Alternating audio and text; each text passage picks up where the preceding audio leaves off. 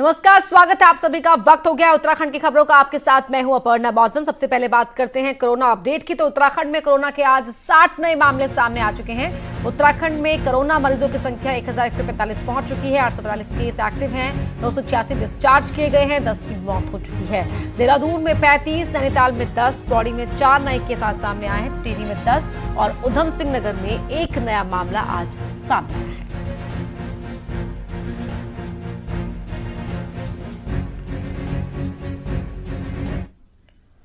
देहरादून की निरंजनपुर मंडी में लगातार बढ़ रहे कोरोना के मामलों के कारण अब प्रशासन सख्ते में है। गुरुवार को आई रिपोर्ट में मंडी के 8 लोगों में कोरोना की पुष्टि हुई, जिसके बाद अभी तक मंडी से 32 लोगों में कोरोना की पुष्टि हुई है। ट्रेसिंग की जा रही है मंडी सचिव जी से समन्वय स्थापित करके, और LIU भी हमारी इस काम में लगी, लोकल पुलिस चौकी भी इस काम में लगी है, और इसके अलावा कुछ रैंडम सैंपलिंग भी की जा रही है ताकि जो रिजल्ट्स हैं वो एक्यूरेट आए। वीडियो कॉन्फ्रेंसिंग के जरिए सभी जिलों के डीएम से आज बात की सीएम ने। सेल्फ क्वारंटीन रहते हुए सीएम अपने आवास से जुड़े, वहीं मुख्य सचिव, डीजीपी, हेल्थ सेक्रेटरी सचिवालय की मीटिंग में शामिल हुए और सभी जिलों के डीएम को व्यवस्थाएं ठीक करने के निर्देश दिए।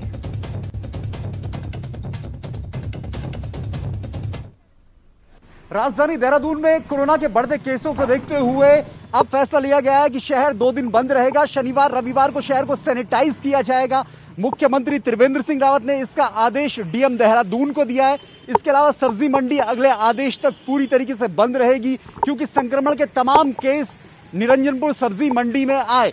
अब सवाल यह है कि नैनीताल रेड जोन में है, तो देहरादून में जिस तरीके से केस बढ़ रहे हैं, जिस तरीके से मौत हुई है, इसके बाद अब चुनौती है कि देहरादून को कैसे रेड जोन में जाने से बचाया जाए।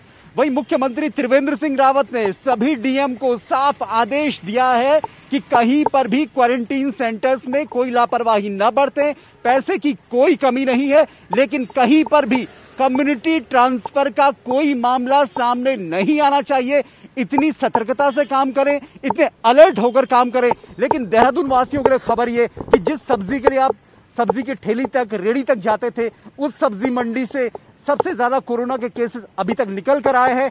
सब्जी मंडी अगले कुछ दिनों तक बंद रहेगी। हालांकि मुख्यमंत्री त्रिवेंद्र सिंह रावत ने यह भी भरोसा दिया है कि इसकी वैकल्पिक व्यवस्था की जाएगी कि सब्जी कहां उतारी जाए, कहां से उसका डिस्ट्रीब्यूशन हो। लेकिन कुल मिलाकर देहरादून के लिहाज से मुख्यमंत्री त्रिवेंद्र सिंह रावत का यह बड़ा फैसला। कैमरा से अनुज रावत के साथ दीपांकर भट्ट, न्यूज 18 देहरादून। मुख्य सचिव ने सीएम के साथ 3.5 घंटे की कॉन्फ्रेंस के बाद कहा कि देहरादून 2 दिन बंद रहेगा, जिस दौरान शहर को सैनिटाइज किया जाएगा। वहीं सभी जिलों के डीएम को कहा कि क्वारंटीन सेंटर के तौर पर होटल का इस्तेमाल किया जाए। कोरोना के बढ़ते केसेस को देखते हुए मुख्यमंत्री त्रिवेंद्र सिंह रावत ने लगभग 3.5 घंटे की वीडियो कॉन्फ्रेंसिंग की। इसमें कई बड़े फैसले लिए गए हैं। मेरे साथ मुख्य सचिव उत्पल कुमार सिंह है, उनसे जानते हैं क्या बड़े फैसले। सर, बड़े बातें जो मुख्यमंत्री ने कही।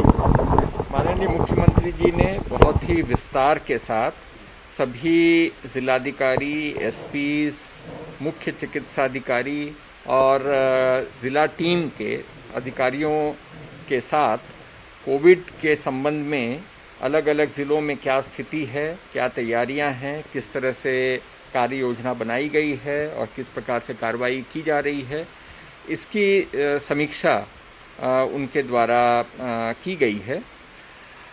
इस बात का संतोष व्यक्त किया गया है कि अभी तक राज्य में सामाजिक संक्रमण वो अभी उसके लक्षण नहीं दिखाई पड़े हैं, लेकिन क्योंकि बड़ी संख्या में लोग आए हैं और उनमें संक्रमण भी पाया गया है, तो आगे हमारी चुनौती इसी बात की रहेगी कि हम अब कम्युनिटी ट्रांसमिशन, समाज में संक्रमण को न होने दें, और इसके लिए अलग अलग ज़िलों में किस प्रकार की व्यवस्था की गई है, क्वारंटीन फैसिलिटी को बढ़िया तरीके से प्रबंध करने के संबंध में, अगर केसेस आते हैं तो उन केसेस को कोविड केयर सेंटर में रखने के संबंध में, और जो हमारे सैंपल्स हैं, लोगों के सैंपल्स लिए जा रहे हैं, उनके कितने संख्या में सैंपल्स लिए गए, उनकी टेस्टिंग किस प्रकार से हो रही है, ये किया गया। इसके साथ एक प्रमुख निर्णय ये लिया गया कि देहरादून में निरंजनपुर सब्जी मंडी को फिलहाल हमें बंद करना पड़ेगा, क्योंकि वहाँ पे कई संक्रमण के केस आए थे। और इसी तरह से देहरादून में सैटरडे और संडे को दुकानें बंद रखने का भी निर्देश मुख्यमंत्री जी ने दिया है और इस दौरान सैनिटाइजेशन का कार्य को और विस्तृत रूप से किया जाएगा।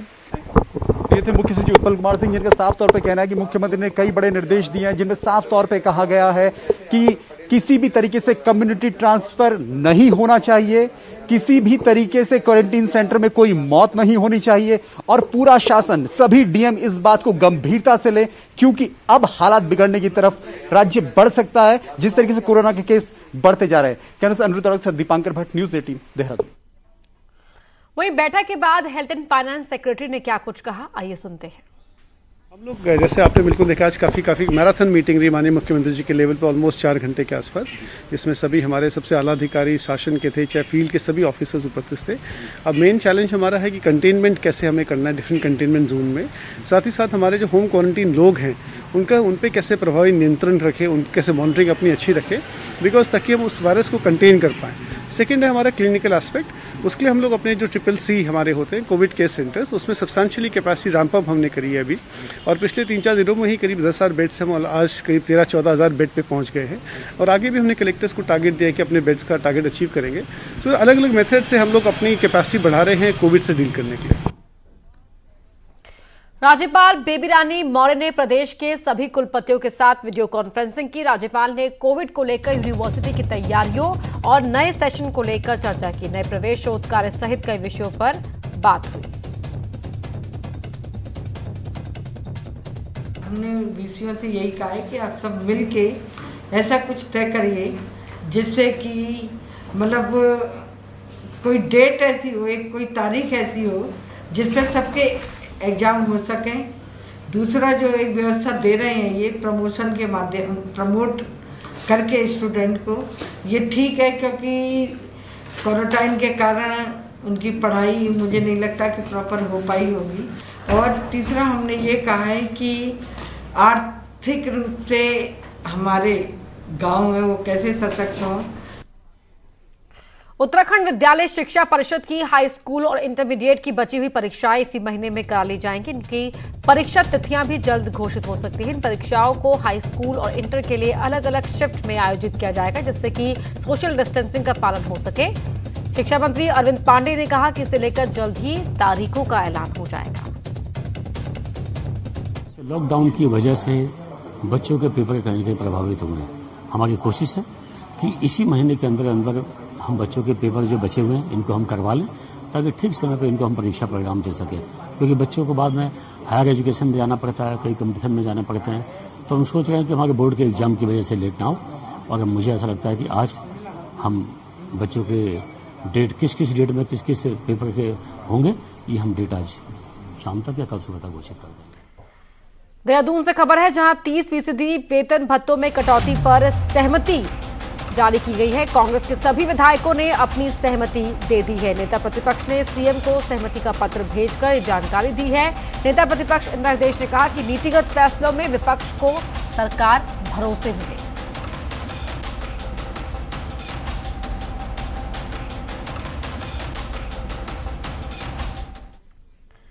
क्षेत्र पंचायत प्रमुख संगठन के अध्यक्ष महेंद्र राणा ने सीएम त्रिवेंद्र सिंह रावत को चिट्ठी लिखकर कहा कि पहाड़ी जिलों में इंटरनेट की दिक्कत के चलते पंचायतों को काम के बदले मिलने वाले ऑनलाइन भुगतान में दिक्कतें आ रही हैं। इसीलिए फिलहाल चेक के माध्यम से ही पेमेंट्स हो, ताकि क्षेत्र पंचायतों में विकास के काम बिना किसी दिक्कत के चलते रहें। माननीय मुख्यमंत्री से अनुरोध रहेगा कि आप जैसे मैनुअल, जैसे पहले हम चेक के द्वारा भुगतान किया जाता था, तो जब तक ये बीमारी खत्म नहीं हो जाती तब तक आप हमको चेक द्वारा ही भुगतान करने के लिए अधिकारियों को निर्देश करने का कष्ट करें, जिससे पंचायतों को, जो आप पंचायतों की बात कर रहे हैं कि पंचायतों को हम मजबूत करेंगे, तो इससे पंचायतें जल्दी से जल्दी मजबूत हो सके और जो काम जो हम करना चाहते हैं पंचायतों में, ब्लॉकों में, इसको जल्दी से हम उन योजनाओं को। अल्मोड़ा के ताड़ीखेत के बिल्लेख में गोपाल दत्त उप्रेती ने 7 फीट 1 इंच का धनिया उगाया था, जो गिनीज बुक ऑफ वर्ल्ड में दर्ज हो गया। पिछले महीने गिनीज बुक ऑफ इंडिया में भी रिकॉर्ड को दर्ज किया गया था। गोपाल दत्त उप्रेती ने बिल्लेख में फल और सब्जी उत्पादन करने का काम किया है। उप्रेती ने कहा कि वो गांव में आकर ऑर्गेनिक उत्पादन कर रहे हैं, जिसकी मांग तेजी से महानगरों की तरफ बढ़ रही है। बड़ी खुशी हो रही है कि गिनीज बुक में tallest coriander plant of the world का टाइटल हमारे नाम पे कर दिया गया है। ये धनिया पूर्ण रूप से जैविक तरीके से उगाया गया है और हमारे उत्तराखंड के किसानों के लिए बहुत ही खुशी की बात है कि यहाँ पे जैविक कृषि की इतनी अपार संभावनाएं हैं। ये धनिया ना तो किसी पॉली हाउस में उगाया गया, न ही किसी किस्म के रासायनिक खादों का प्रयोग किया है। पूर्ण रूप से परंपरागत जो हमारी खादें हैं, गोबर, गौमूत्र, नीम केक इत्यादि का ही प्रयोग किया गया है। सीएम त्रिवेंद्र सिंह रावत ने सीडीओ अल्मोड़ा को शुभकामनाएं दी हैं। गिनीज बुक में किसान का नाम दर्ज होने को लेकर बधाई दी है। सबसे लंबा धनिये का पौधा उगाने वाले किसान को बधाई दी है।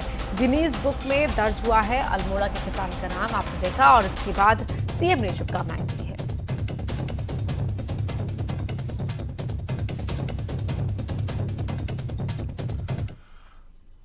देहरादून से बड़ी खबर आपको बता दें, चारधाम यात्रा पर सरकारी प्रवक्ता का बयान आया है। बद्रीनाथ में पंडा पुरोहितों से होगी बातचीत। सरकार के प्रवक्ता मदन कौशिक ने कहा है कि पंडा पुरोहितों से बातचीत होगी। सीमित संख्या में होगी यात्रा। 8 मई के बाद ये तय करेंगे।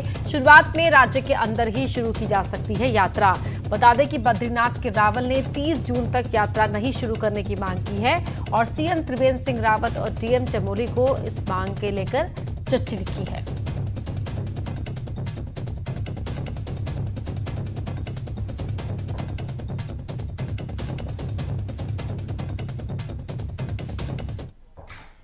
ऋषिकेश एम्स में पर्यटन मंत्री सतपाल महाराज समेत उनके परिवार के 7 लोग आइसोलेशन वार्ड में भर्ती हैं। सतपाल महाराज, उनकी पत्नी के संक्रमित होने के बाद पूरे परिवार को ऋषिकेश के एम्स में एडमिट कर दिया गया था।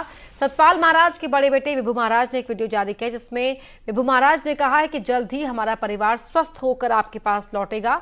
वहीं इसके साथ ही लोगों से अपील की है कि कोरोना से डरे नहीं, इसके खिलाफ लड़ना है और लोग सोशल डिस्टेंसिंग का पालन करें।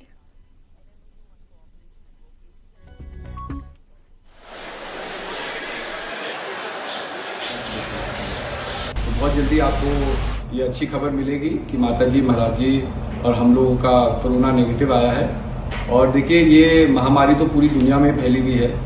क्यों और कैसे हुई अब हम इसमें नहीं जाना चाहते, क्योंकि जरूरी ये है कि हम लोग स्वस्थ होकर के बाहर निकले और आप लोगों को जल्दी मिले। लेकिन मेरा यही कहना है कि आप लोग अपनी सुरक्षा जरूर रखिए। सोशल डिस्टेंसिंग, मास्क को पहनना और अपनी पर्सनल हाइजीन, मतलब अपने हाथ को सैनिटाइज करते रहना बहुत जरूरी है। कोरोना महामारी संक्रमण से पुलिस के बचाव के साथ ही दफ्तरों में भीड़भाड़ से निपटने के लिए डीआईजी अरुण मोहन जोशी ने एसएसपी ऑफिस के कैंपस में हेल्प डेस्क खोला है, जिससे आम जनता को पुलिस संबंधित किसी भी काम के लिए कोई दिक्कत ना हो, साथ ही दफ्तरों में लगने वाली भीड़ भी कम हो सके।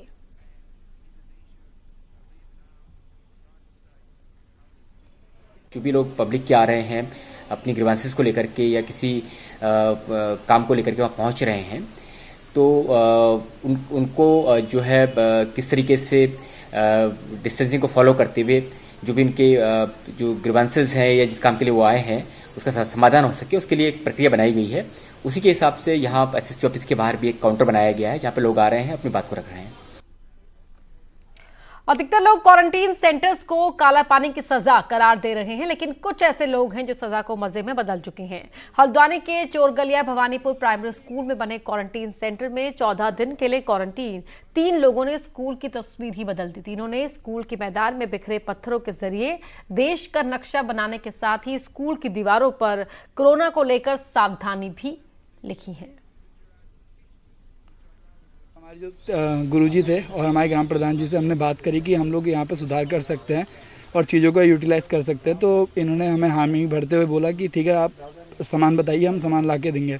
तो हम लोगों ने स्टार्ट किया काम करना। फिर उसके बाद हमने वहाँ से भात का मैप बना के कोविड-19 से लोगों को जागरूक करने के लिए, जो कि गुरुजी का हमारा पूरा सहयोग रहा। कोविड-19 के संबंध में कुछ शिक्षाप्रद बातें दीवार पर लिखी। इनका बच्चों का प्रयास बहुत ही सराहनीय है। मैं इनके माध्यम से, आपके चैनल के माध्यम से लोगों को कहूँगा कि जो एकांतवासी 14 दिन अपना व्यतीत कर रहे हैं, इस तरीके के सकारात्मक क्रिएटिव वर्क में अपना समय बिताएं, जिससे कि अनुकरणीय कार्य जो है और लोगों को। प्रदेश के गांव-गांव में बने हुए क्वारंटीन सेंटर्स में अलग अलग तरीके की तस्वीरें सामने आ रही हैं। कहीं सांप निकलने की खबर सामने आ रही है तो कहीं शराबियों के हुड़दंग करने की खबर सामने आ रही है। लेकिन इस सब के बीच जो चोरगलिया का ये स्कूल है, यहाँ 3 जो युवा क्वारंटीन किए गए हैं, उन्होंने एक मिसाल पेश की है और अपने कामों से स्कूल की पूरी तरह से तस्वीर बदल डाली है। कैमरा सुनीत कुमार के साथ शैलेंद्र नेगी, न्यूज़ 18 हल्द्वानी। नैनीताल में अब गुलदार की धमक घरों तक दिखने लगी है। मेहरा गांव में बीती रात एक गुलदार दिखने से लोग दहशत में हैं। गांव वालों की माने तो कई दिन गुलदार का जोड़ा यहां दिख रहा है, जिनको पकड़ने के लिए वन विभाग ने पिंजरा भी लगाया हुआ है, लेकिन अब तक ये पकड़ में नहीं आ पाए हैं। 1 महीना हो गया है यहाँ पे तेंदुआ को आए हुए, और सायंकाल के समय उसकी गर्जना पूरे क्षेत्र में गूंज रही है। और प्रत्यक्ष से 2-3 बार तो हम लोगों ने रात को अपने घर से भी उसको देखा है।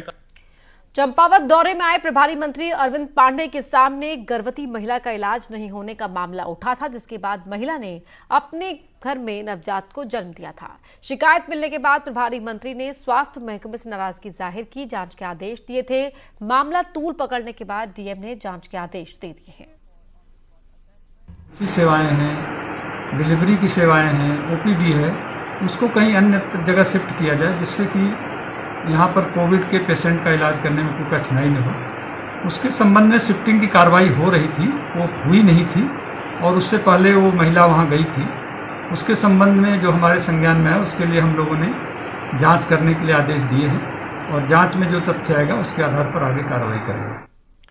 अल्मोड़ा मेडिकल कॉलेज में जल्द ही कोरोना टेस्ट शुरू हो सकता है। जून महीने के पहले सप्ताह में टेस्ट शुरू होने की उम्मीद थी। इसको लेकर सभी सामान भी खरीद लिया गया था। अब जिला प्रशासन अनुमति का इंतजार कर रहा है। अगर जल्द ही टेस्टिंग लैब शुरू हो जाएगी तो पहाड़ के जिलों की टेस्टिंग अल्मोड़ा में ही शुरू हो जाएगी। हमारी एक बैठक ऑलरेडी हो चुकी है। इसमें हम लोगों को इक्विपमेंट प्राप्त हो चुका है, और इसमें हम, क्योंकि वायरोलॉजी जब लैब बनती है तो उसमें कुछ हम लोगों को मानक निर्धारित करने होते हैं, तो उसके लिए हम लोगों ने HLL से एस्टिमेट बनवाकर शासन में प्रेषित कर दिया है। जैसे ही अनुमति आ जाती है, इसमें तत्काल कार्रवाई कराकर हम लोग यहाँ लैब संपादित करा देंगे। देहरादून से खबर है, जहां लॉकडाउन का पालन नहीं करने पर कार्रवाई जारी है। सोशल डिस्टेंसिंग के उल्लंघन पर 1653 मुकदमे दर्ज किए गए। मास्क नहीं पहनने पर 4725 लोगों पर मुकदमे दर्ज किए गए। क्वारंटीन का उल्लंघन करने पर 483 मुकदमे दर्ज किए गए। सोशल मीडिया पर अफवाह फैलाने पर 211 लोगों पर मुकदमा दर्ज किया गया। आबकारी एक्ट के तहत 1184 लोगों के खिलाफ मुकदमे दर्ज किए गए।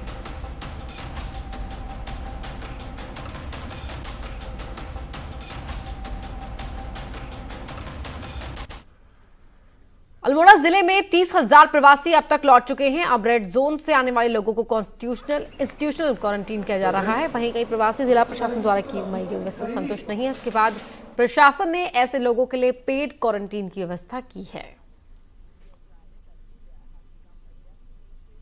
कुछ लोग ऐसे हमारे वहाँ पर आ रखे हैं जो सरकारी व्यवस्था से संतुष्ट नजर नहीं आ रहे हैं, तो उनके लिए अभी डिस्ट्रिक्ट में जो सेल्फ पेड क्वारंटीन है वो भी हम लोगों ने करवाए हैं, जिसमें कि 2,500 रुपये के हिसाब से वो अपना रूम ले सकते हैं, और जो भी उनको फैसिलिटी वहाँ पर चाहिए वो उनको प्रोवाइड करवाई जाएगी, जिसके लिए उसको पे करना पड़ेगा। उत्तराखंड में इको टूरिज्म को बढ़ावा देने के लिए कॉर्बेट नेशनल पार्क में एक टाइगर सफारी बनाई जा रही है, जिसमें सिर्फ बाघ ही बाघ नजर आएंगे और यहां बाघ दिखने की पूरी गारंटी होगी, जो वाइल्ड लाइफ के शौकीनों के लिए किसी सौगात से कम नहीं है।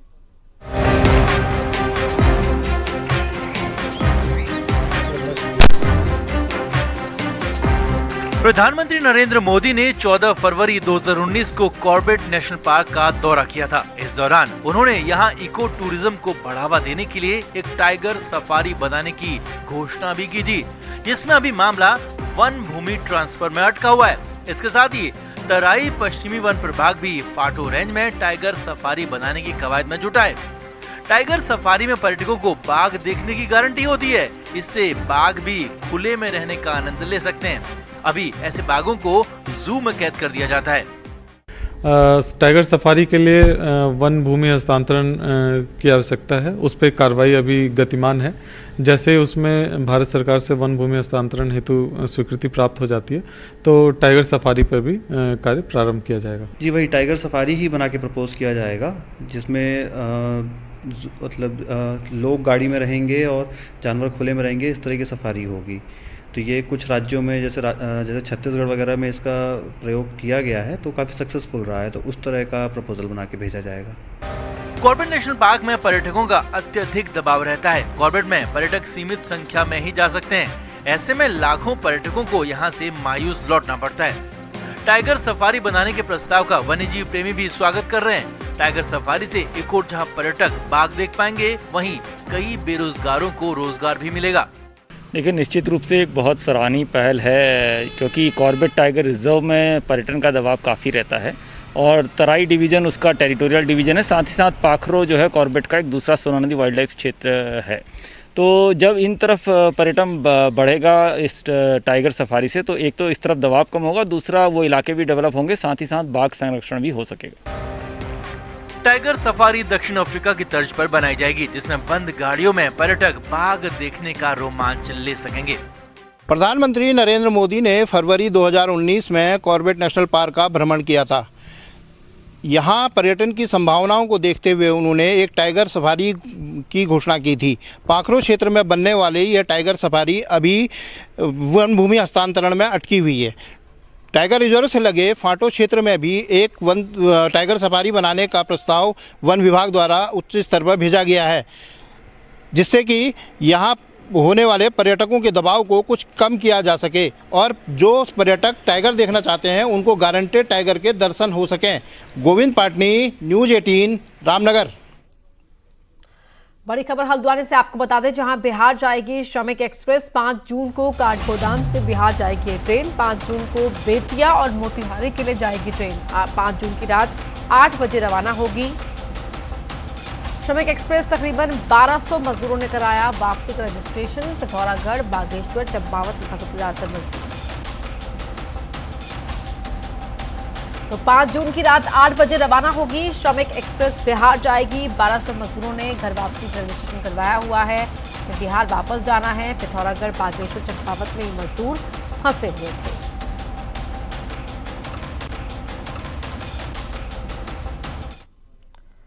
उत्तरकाशी से खबर है, जहां डूंडा ब्लॉक में सड़क निर्माण का काम चल रहा है, जहां कार्यदायी संस्था द्वारा लापरवाही सामने आ रही है।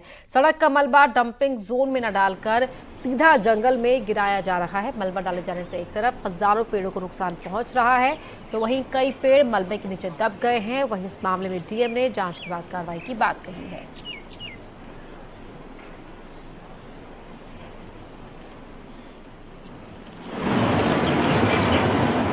को लेकर जो मुझे अभी सूचना दी जा रही है, उस संबंध में एसडीएम और फॉरेस्ट डिपार्टमेंट के माध्यम से इसे चेक करवाया जाएगा और यदि कोई त्रुटि पाई जाती है तो आवश्यक कार्रवाई की जाएगी। को चलते चलते करवाते हैं बाबा बर्फानी के पहले दर्शन। जी हाँ, न्यूज़ 18 आपको घर बैठे बाबा बर्फानी के दर्शन करा रहा है। इस वीडियो में अमरनाथ गुफा और उसके ठीक पहले का इलाका नजर आ रहा है। चारों ओर बर्फ है और गुफा के भीतर बर्फ का शिवलिंग पूरा बन चुका है। हालांकि तस्वीरें किसने ली है ये पता नहीं चल पाया है। 23 जून से अमरनाथ यात्रा शुरू होनी है, लेकिन कोरोना के चलते यात्रा होगी या नहीं यह भी तय नहीं हुआ है। 22 अप्रैल को अमरनाथ श्राइन बोर्ड ने यात्रा को कैंसिल करने की एक प्रेस रिलीज जारी की थी, जिसे बाद में वापस ले लिया गया था। तो घर बैठे आप बाबा बर्फानी के दर्शन कर सकते हैं। आप देख सकते हैं कि शिवलिंग पूरा बन चुका है।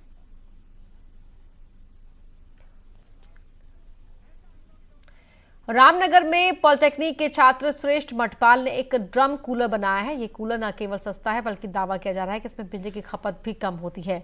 करीब 1500 रुपए में तैयार इस कूलर से अन्य कूलर की तुलना में ठंडा भी ज्यादा हो रहा है। इसकी एक और खासियत यह है कि इस कूलर को आसानी से कहीं भी शिफ्ट किया जा सकता है।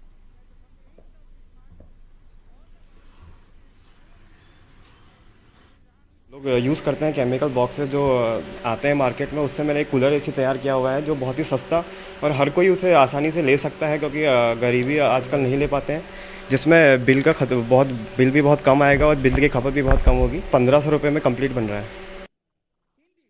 एक छोटे से ब्रेक के लिए खबरें जारी हैं।